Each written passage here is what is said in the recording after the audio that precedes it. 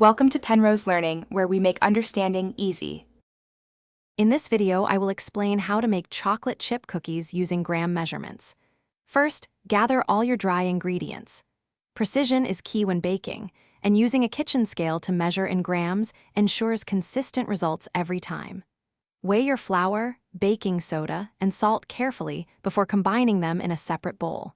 This step sets the foundation for perfectly balanced cookies. Next, let's prepare our wet ingredients.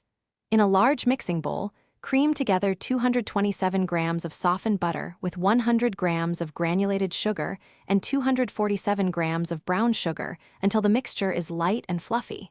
Then, beat in 2 large eggs, one at a time, ensuring each is fully incorporated before adding the next. Finally, stir in 10 milliliters of vanilla extract to enhance the cookie's delicious aroma and taste. Now it's time to combine everything. Gradually add your dry ingredients to the wet mixture, mixing on low speed until just combined.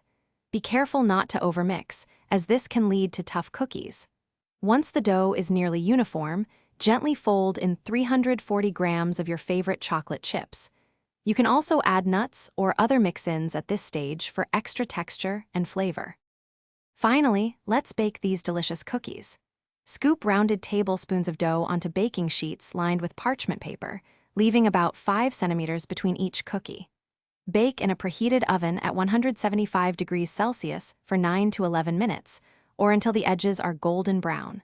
Let them cool on the baking sheet for 5 minutes before transferring to a wire rack to cool completely. Enjoy your perfectly baked chocolate chip cookies. Thanks for watching. If this was helpful, leave a like and consider subscribing. See you next time.